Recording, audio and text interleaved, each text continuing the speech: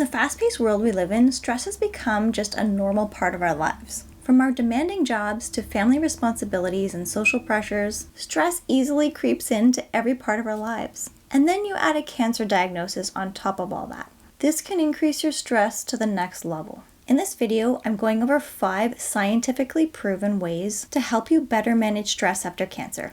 If you don't know me, I'm Sarah from Remission Support, your go-to channel for science-based tips on cancer nutrition, treatment side effect management, and powerful coping strategies. The biggest problem with stress is that we often don't even realize how stressed out we actually are, and we just accept it as being normal. But it's so important to recognize when stress starts to affect your mental and physical health. Stress can make you anxious and worried, which is exhausting. It's like your brain is running a marathon while you're trying to relax, which doesn't just leave you mentally exhausted, but physically as well. Properly managing stress is even more crucial for cancer survivors because stress can weaken your immune system. We all know it's important to maintain a healthy immune system, both during and after cancer treatment, to help your body heal and keep your cancer in remission. When we're chronically stressed, our cortisol levels are increased, which can weaken our immune system if they stay high for too long. Stress can also trigger responses from your immune system that increase inflammation in your body and make you more susceptible to viruses and infections. Not to mention the fact that stress also affects the quality of your sleep, making it hard for you to fall asleep and stay asleep throughout the night, which will make your cancer-related fatigue even worse.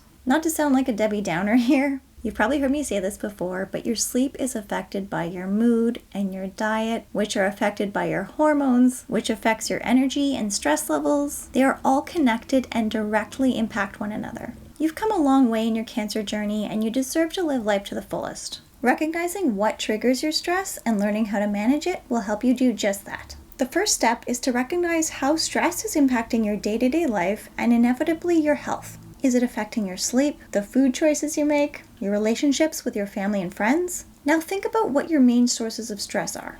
Are you constantly worried that your treatments won't work or that your cancer will return? Are your friends and family being supportive enough? Are you under too much pressure at work? Once you've determined what your main sources of stress are, you can then start to think of ways to deal with them. I know that sounds ridiculously simple, but if you don't find solutions to your problems, your stress will become chronic and start to affect your physical health. Now, I know what you're probably thinking. It can sometimes be hard to change the things that are causing you stress, especially if you don't have control over them. But if you can't change the root cause of your problems, you can change how you handle them. So without further ado, here are 5 very effective ways to help you manage stress after cancer. Number 1, consider taking a break from social media, especially if it's been making you feel down lately. Remember that no one on social media is posting about their family conflicts, financial stress, social anxiety, gatherings they didn't get invited to, or those they really didn't want to attend. Everyone has their stuff, you just can't see it.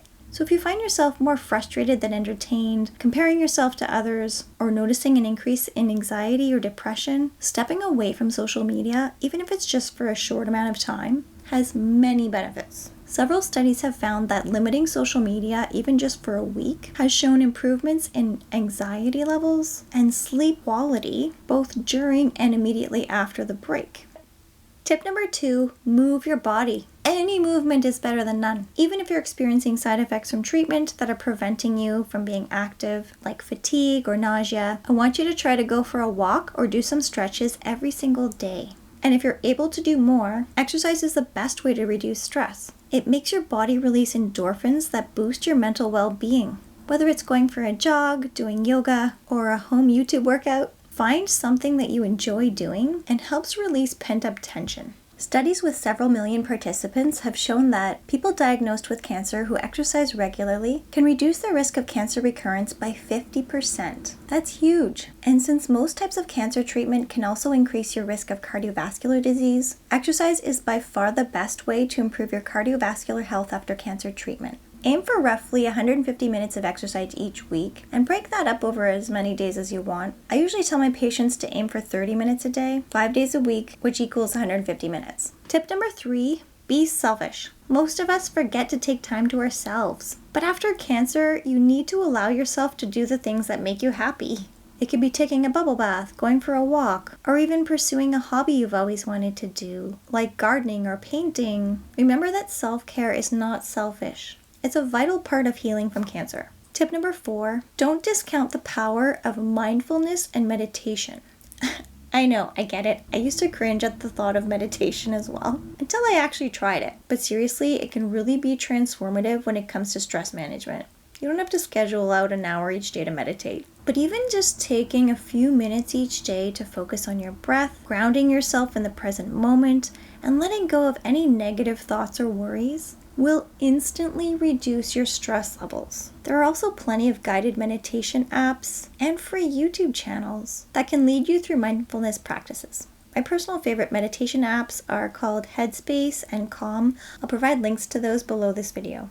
And finally, tip number 5, talk it out. Talking to people who can offer you emotional support, especially those who truly understand what you're going through, can make a world of difference. Even with the most supportive friends and family, having cancer can still feel lonely if they haven't been in your shoes. This is why joining support groups specifically for people with cancer can make your journey so much less lonely. Even if you don't feel comfortable sharing your own story, you can still benefit from listening to those of others. And what's really great about online support groups is that you don't even have to show your face or give your real name if you don't want to. But I do realize support groups aren't for everyone. Some people prefer to have more one-on-one support with a professional, and there are often stigmas around seeking professional support. But please know that it's not a sign of weakness. Deciding that you need to talk to a professional is a brave step towards healing. There are specialized therapists and counselors who can provide you with invaluable guidance in managing post-cancer stress. They can help you process your emotions and teach you powerful coping strategies. You don't have to tackle cancer alone, so please don't hesitate to reach out for professional assistance. I've included a link in the description below for info on our one-on-one programs at Remission Support. Cancer is a journey. It's inevitable that you're going to have good days and bad days, but be patient with yourself, practice self-compassion, and keep moving forward one day at a time. You're incredibly resilient, and you've already battled one of the greatest challenges that life can throw at you.